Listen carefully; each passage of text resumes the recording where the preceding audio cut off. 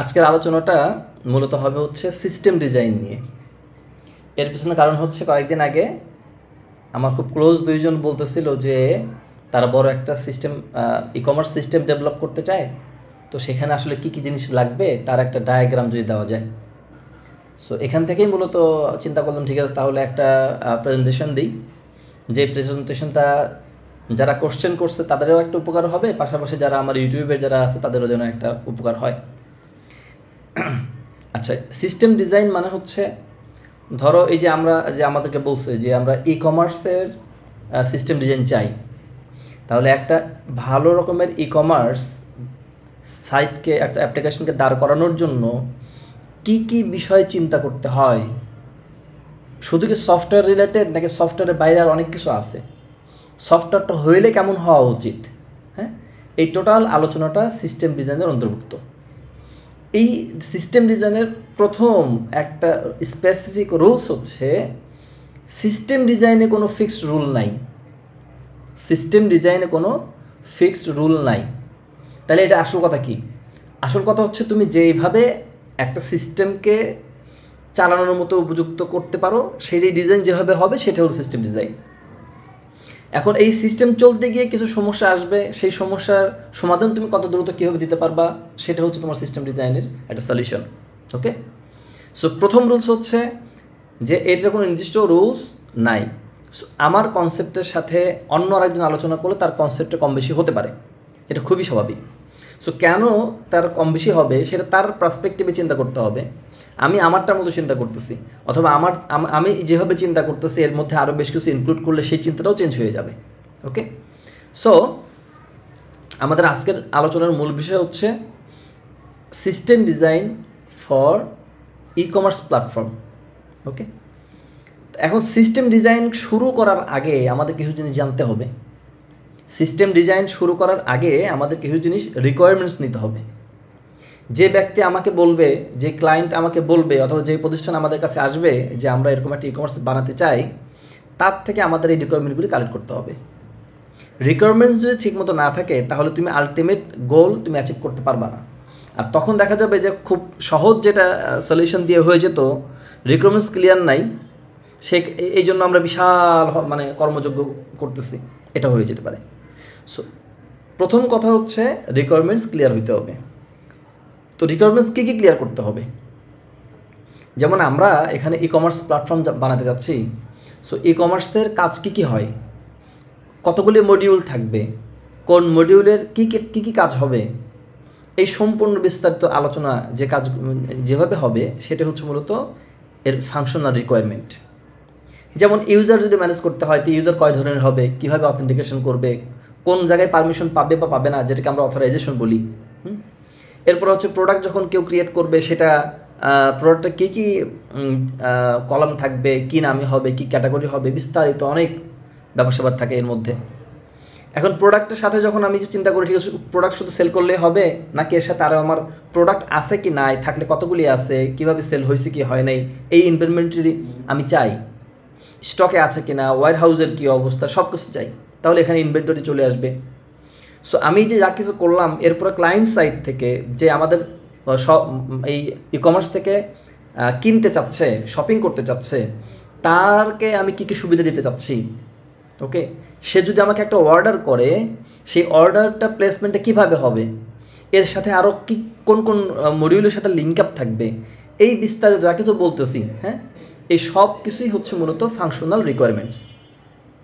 ওকে, এখন এইখানে আমি দুটো পয়েন্ট আরেকটু ক্লিয়ার করি, সেটা হচ্ছে আমাদের সামনে যেহেতু লাগবে এই কারণে বলা, একবার লাস্টের দুটো পয়েন্ট এখানে বলা হয়েছে নোটিফিকেশন সিস্টেম আর একটা হচ্ছে সার্চ ইঞ্জিন। ওকে, নোটিফিকেশান যে কোনো সিস্টেমের জন্য একটা বর্তমান সময়ের বাধ্যতামূলক একটা অপশন, বাধ্যতামূলক একটা পার্ট। তার মানে যেমন একজন ইউজার যখন রেজিস্ট্রেশন হয় তখন তাকে নোটিফাই করতে হয়। সে যদি মনে করে যে আমি পাসওয়ার্ড ভুলে গেছি তাহলে তার আবার নোটিফাই দাও। সে পাসওয়ার্ড রিসেট করতে গেলে কখনো কখনো ইউজার রেজিস্ট্রেশন হয়েছে তখন আমরা ভেরিফিকেশন করাচ্ছি। প্রোডাক্ট যখন সেল করতে হয়, অর্ডার করে, তখন তাকে কী কী নোটিফিকেশন দিতে হবে, এরকম লটস অফ সিস্টেম আছে। এই কারণে নোটিফিকেশনটাকে আমি আলাদাভাবে ধরতেছি, কারণ আমরা সামনে এটা দেখব, এটা চ্যালেঞ্জিং একটা পার্ট। সবচাইতে বড় একটা চ্যালেঞ্জিং পার্ট হচ্ছে সার্চ ইঞ্জিন। মানে একটা ওয়েবসাইটে যদি হিউজ পরিমাণে ডাটা থাকে তাহলে সেখানে আমরা নর্মাল সার্চ করাতে পারবো না। এই সার্চ ইঞ্জিনের জন্য আমরা কি কি ব্যবহার করব, কিভাবে এর প্রসেস করবে, সেটা খুবই খুবই খুবই ইম্পর্টেন্ট। ওকে, সো এই দুটো বেশ আমরা আশা করি ক্লিয়ার দেখতে পাবো। এবার আমরা সামনে যাই। আমরা কতগুলো বলে আসছি, এর বাইরে আরও কিছু বিষয় থাকবে। তার মধ্যে অন্যতম একটা হলো যে আমাদের সিকিউরিটি সিস্টেমটা কেমন ইমপ্লিমেন্ট করব। সিকিউরিটি আমি একটা হচ্ছে ইউজার এন্ড মানে হচ্ছে অ্যাডমিন হতে পারে, সেটা আমাদের কাস্টমার হতে পারে। আর একটা বড় একটা পার্ট হচ্ছে অ্যাডমিন। সো এই অ্যাডমিন প্যানেলটাকে আমি কী কী ফ্যাসিলিটি দিয়ে সাজাতে চাই, আমি আমার টোটাল সিস্টেমের অ্যানালাইটিক্যাল কী কী বিষয় রাখতে চাই, রিপোর্টিং থাকবে কি থাকবে না, এই বিষয়গুলো চলে আসবে যদি আমরা আরও অ্যাডভান্স লেভেল চিন্তা করি।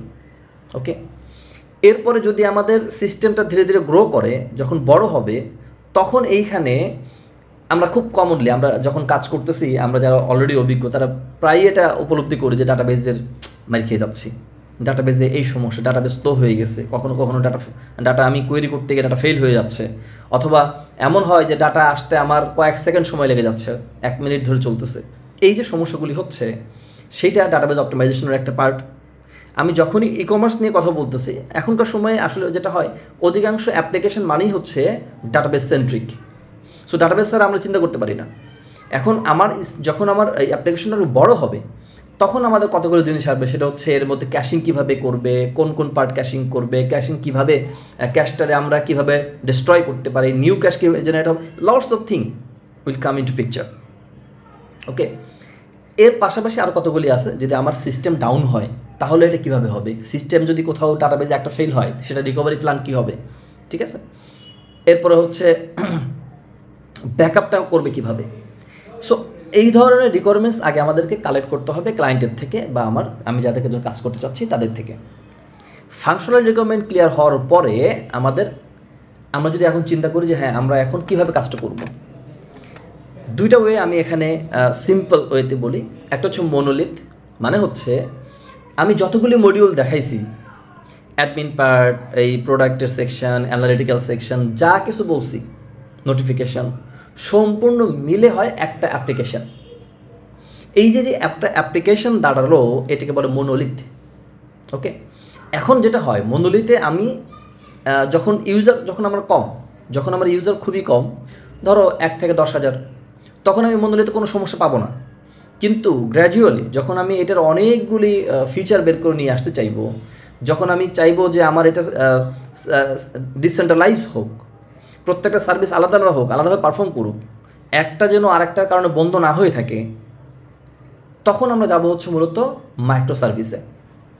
ওকে, তার মানে আমি এখানে একটা পিকচার নিয়ে আসছি, বলছি যে 1 থেকে যদি 10,000 ইউজার হয়, তখন আমরা সিঙ্গেল রিজিয়ন বলতে পারি। এটাকে আমরা স্কেলিং করার ক্ষেত্রে প্রথমে ভার্টিক্যাল স্কেলিং, আচ্ছা এখানে বলে রাখি ভার্টিক্যাল স্কেলিং মানে কি, মানে হইল যে আমার কি হয়েছে, বলে প্রসেসরের তো গতি কম, ঠিক আছে প্রসেসর বাড়াইয়ে দাও, গতি বাড়াইয়ে দাও, র্যামের তো পারতেছে না, ওকে ঠিক আছে র্যাম লাগাও, ঠিক আছে।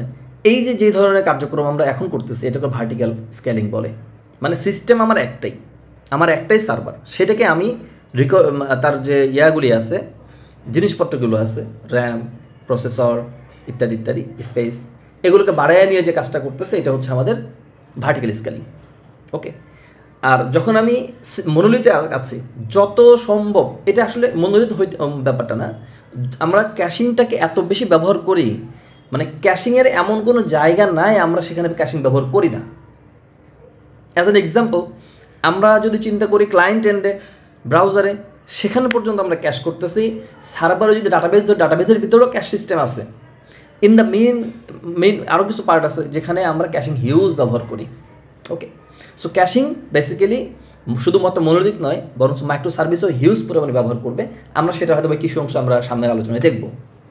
ওকে, এখন যখন দেখলাম যে আমার ক্লায়েন্ট সংখ্যা, ইউজার সংখ্যা 10,000 থেকে শুরু করে 12 শুরু হয়ে গেছে, এখন আমার চিন্তা করতে হবে যে আমার ক্লায়েন্ট কোন সিস্টেম, কোন মডিউলে বেশি আসতেছে।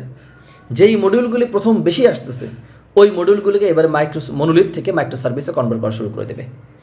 কোন কোন টাস্ক বেশি সময় নিচ্ছে, যদি এরকম হয়ে থাকে যে অনেক বেশি সময় নিচ্ছে, ক্লায়েন্টকে অনেক বেশি সময় ধরে ওয়েট করতে হচ্ছে, এই জবগুলিকে আমরা অ্যাসিঙ্ক্রোনাস ওয়েতে পাঠিয়ে দিব। এইভাবে মূলত আমরা ব্রেকিংটা শুরু করব। কারেক্ট?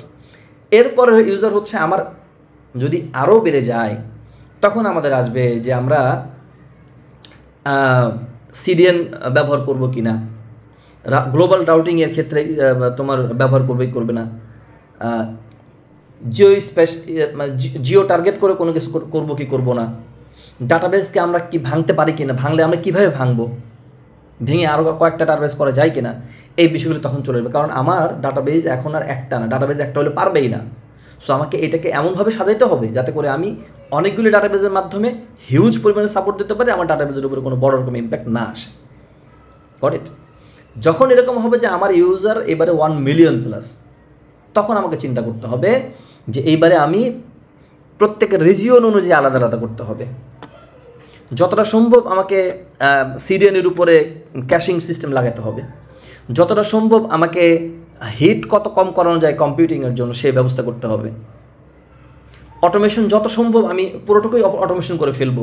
সাপোজ এরকম যদি হয় যে আমার প্রত্যেক মাসে একটা 31 তারিখে গিয়ে আমার হিউজ পরিমাণে মেল সেন্ডিং হচ্ছে, সো এইটাকে আমরা কীভাবে অটোমেশন করতে পারি, তখন আমাদের মাথা ব্যথা হবে এগুলো নিয়ে।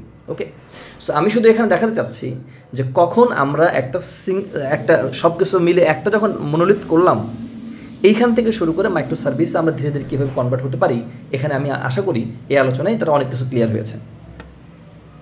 এবারে সিস্টেম ডিজাইন করার সময় যেহেতু আমি বলছিলাম কি রিকোয়ারমেন্ট কালেক্ট করতে হয়, ওকে, তো আমি এই মুহূর্তে রিকোয়ারমেন্টস আমরা তো শেখার জন্য এখানে বসছি, রাইট? সো আমরা কিছু জিনিস ধরে নিচ্ছি যে আমরা বড়সড় একটা প্ল্যাটফর্ম তৈরি করব, আমাদের প্ল্যাটফর্মটা কেমন হবে, ই কমার্স প্ল্যাটফর্মটা কেমন হবে, তার একটা অ্যাজাম্পশন করে নিচ্ছে। সেখানে কী কী ধরে নিচ্ছি? আমরা ধরে নিচ্ছি যে আমাদের এখানে অ্যাক্টিভ ইউজার মানে ভিজিটর হবে মোটামুটি 20 মিলিয়ন। ওকে, এটা হচ্ছে আমাদের অ্যাক্টিভ ইউজার। এর মধ্যে দেখা যাবে যে 10 মিলিয়ন সেলস হতে পারে, 10 মিলিয়ন সেল পার ডে হতে পারে, মানে 50% যারা আসবে তার 50% আমার এখান থেকে কিনবে। যদি এরকম হয় যে আমার 1 কেবি ডাটা জেনারেট করে প্রতি সেলসের জন্য, তাহলে সেইটাই আমার 10 মিলিয়ন ইউজারের জন্য সেটা হয়ে যাবে 10 জিবি ডাটা পার ডে। ওকে, যদি এরকম হয় যে আমার প্রোডাক্ট হচ্ছে 1 মিলিয়ন, এভারেজ যদি আমি একটা প্রোডাক্টের সাথে ইমেজ ক্যাটালগ সব মিলিয়ে 1 MB করে আমরা ডাটা রাখি, তাহলে সেটারও পরিমাণ হয়ে যায় 1 TB। তার মানে এটা অনেক বড় একটা অ্যাজাম্পশন। এই অ্যাজাম্পশন উপর ভিত্তি করেই মূলত আমরা পরের এস্টিমেশনে যাব। এস্টিমেশনে কীরকম হবে?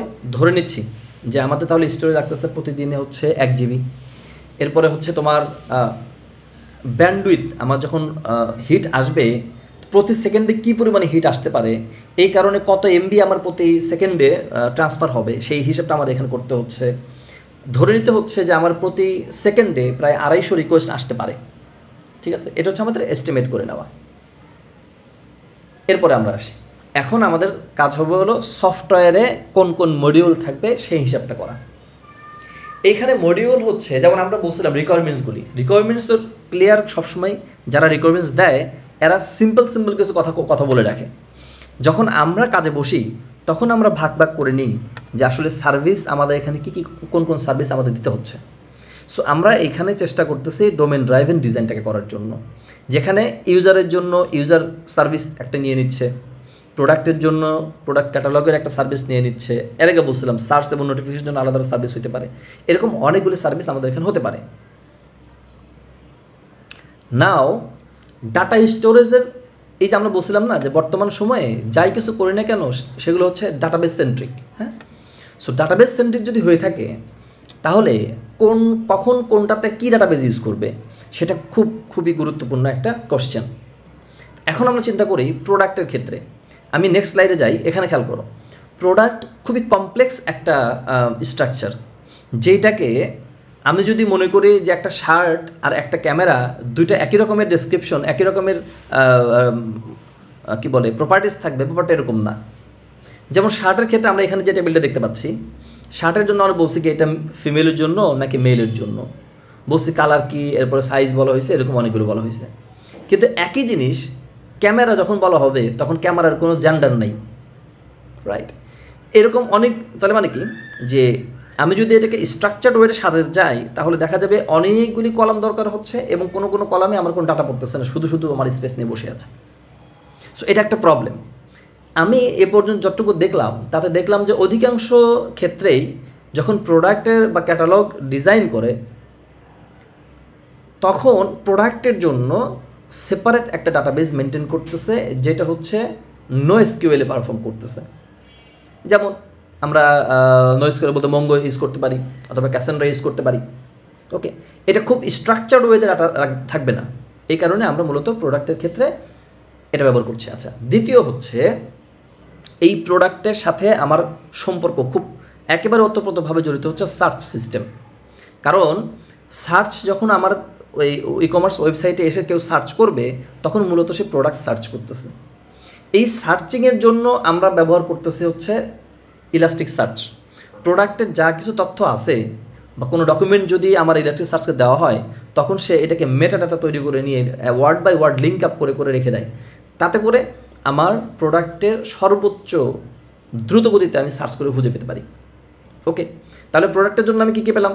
প্রথমত ডাটা রাখার জন্য হচ্ছে আমি পেলাম হচ্ছে মঙ্গো অথবা ক্যাসেন্ড্রা, এই যে জাতীয় NoSQL যেগুলো আছে সেগুলো। দ্বিতীয়ত আমি সার্চিংয়ের জন্য রাখতেছি কি ইলাস্টিক সার্চ। এইবারে প্রোডাক্টের যে ছবি দেওয়া হয় অথবা কোনো ভিডিও দেওয়া হবে সেটা স্টোরেজ কোথায় করবে? ওকে, সেই স্টোরেজটা এখানে খেয়াল করো। আবার বলে রাখি যে যদি আমি চিন্তা করি একটা মাত্র সিস্টেম, অল্প ইউজার, তখন আমি অনেক কিছু ইজিলি করতে পারতেছি, কিন্তু আমি থিঙ্ক করতেছি কি 20 মিলিয়ন। সো এই কারণে আমাকে সব কিছু সেপারেট করতে হচ্ছে, ভাগ ভাগ করে চিন্তা করতে হচ্ছে। আমি আমার এই ফটো বা ভিডিওগুলি আমি যদি সার্ভারের ফাইল সিস্টেমে সেভ করে রাখি তাহলে এটা দেখা যাবে যখন স্কেলিং করে ফেলবে এক সার্ভারে ডাটা আসছে আর এক সার্ভারে ডাটা নেই। সো এইটাকে সেপারেট জায়গায় রাখতে হবে। এই ক্ষেত্রে আমরা চিন্তা করতে পারি অ্যামাজন S3 যে সিস্টেম বা এই ধরনের যেগুলো আছে সেগুলোকে ব্যবহার করার। তো এটা গেল হচ্ছে শুধুমাত্র প্রোডাক্ট সেকশন নিয়ে কথাবার্তা। এবার আমরা আসি শপিং কার্ট বা উইশ লিস্ট যেটা হয়। এইখানে আসলে খুব বেশি রকমের রিলেশনাল ডাটাবেস দরকার হয় না।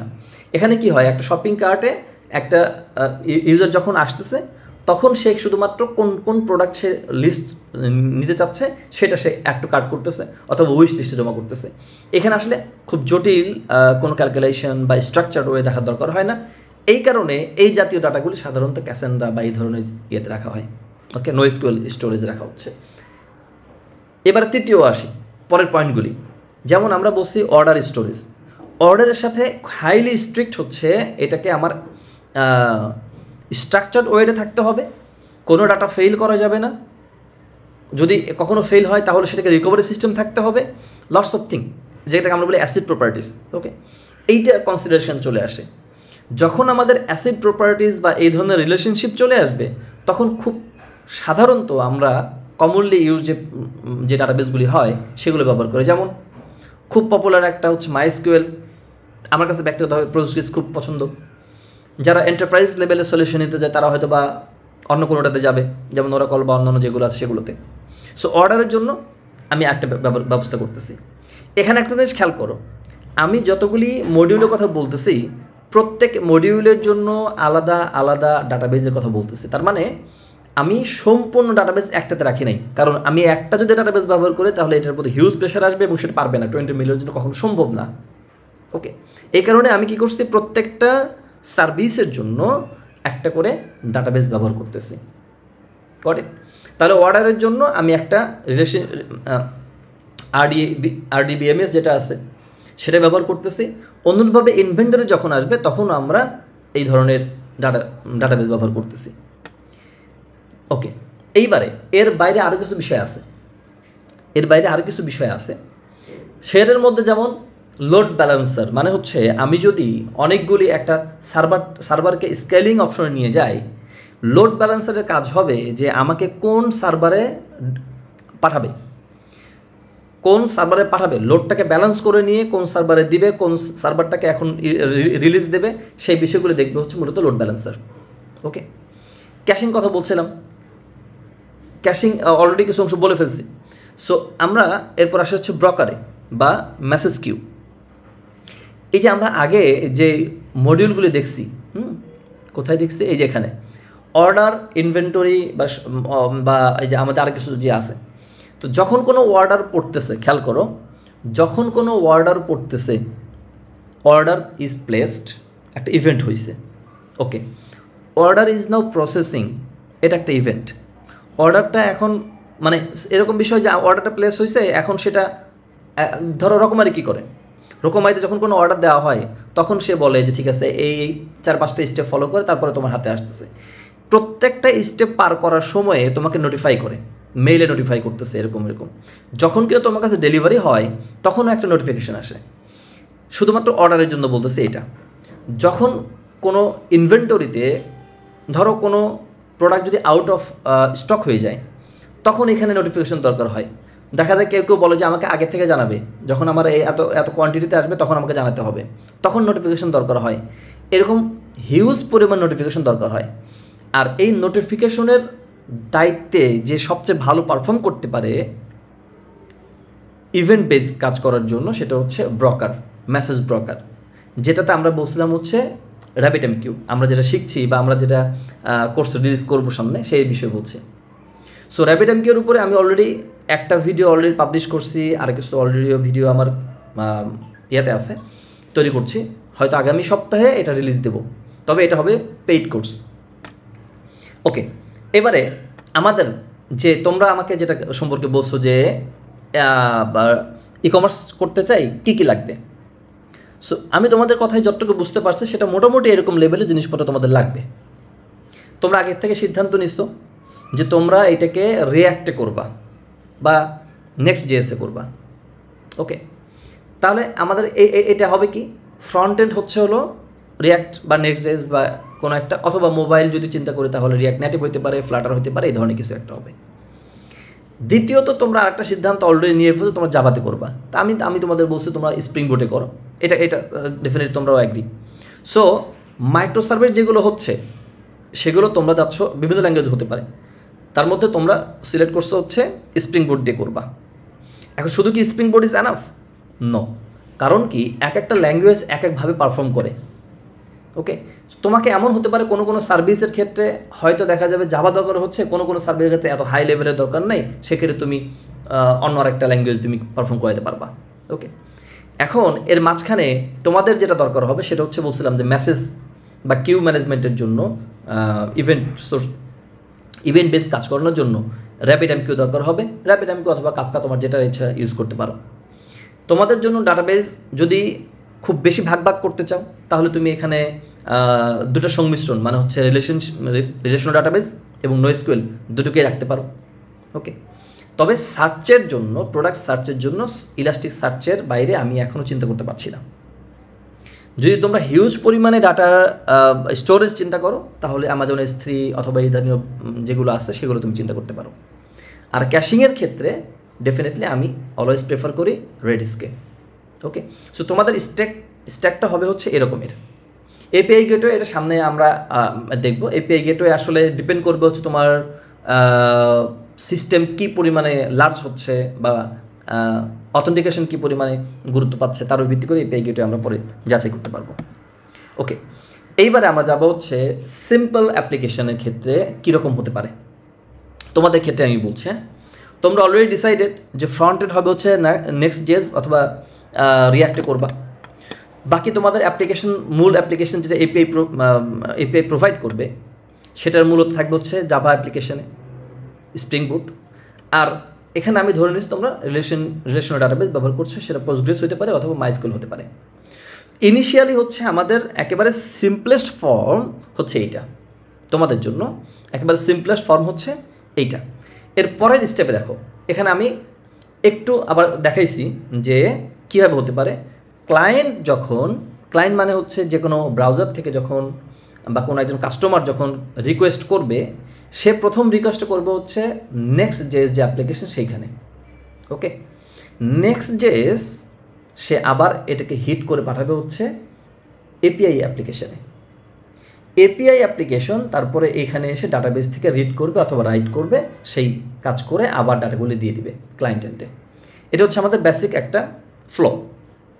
কিন্তু যখন আমি চিন্তা করব যে আমার এটা ধীরে ধীরে গ্রো করতেছে, যখন আমি চিন্তা করবো যে আমার অ্যাপ্লিকেশনটা গ্রো করতেছে, তখন আমি ইন দ্য মিন টাইম খেয়াল করে এখানে কতগুলো জিনিস চেঞ্জ করে ফেলছি। ক্লায়েন্টের মাঝখানে রিয়াক্ট এবং রিয়াক্টের যে সার্ভার এর মাঝখানে একটা হচ্ছে সিডিএন।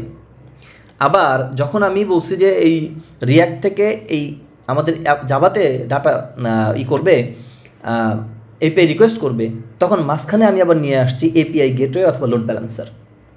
এটা কেন নিয়ে আসতেছি? কারণ আমার সিস্টেমটাকে যেন খুব সহজে একজন মানুষ অ্যাক্সেস করতে পারে, সেই কারণে, যাতে আমার সিস্টেম ফেল না করে। এখন আমি বলি সিডিএনে কেন নিয়ে আসলাম। সিডিএনের কয়েকটা খুব ভালো রকমের সুবিধা আছে। তার মধ্যে একটা হচ্ছে এই সিডিএনে যেই জিনিসগুলি থাকবে সেটা হচ্ছে, এটাকে বলে কন্টেন্ট ডেলিভারি নেটওয়ার্ক। মানে সে বিভিন্ন সারা বিশ্বে প্রায় 300টার মতো তার সার্ভার আছে। এই সার্ভারে তোমার যেটাকে তুমি এখানে করতেছো, লিঙ্ক আপ করায় দিচ্ছ, তার স্ট্যাটিক যে কন্টেন্টগুলি আছে সেগুলোকে সে ধরে রাখে। স্ট্যাটিক কন্টেন্ট বলতে যেমন জেএস হইতে পারে, ইমেজ হতে পারে, কোনো ইভেন কোনো পেজ যদি, যেমন অ্যাবাউট আস, ওকে, অথবা কন্ট্যাক্ট ফর্ম, এই ধরনের ফর্মগুলি সাধারণত স্ট্যাটিক হয়, সেগুলোকে এই সিডিএনে ক্যাশ করে রেখে দেয়। সো যাতে করে লিটেন্সি কমে যায়, এই কারণে সিডিএনটাকে ব্যবহার করা খুবই ভালো হবে, যাতে করে তোমার রিয়াক্ট অ্যাপ্লিকেশনের উপরে চাপটা কম পড়ে। Got it?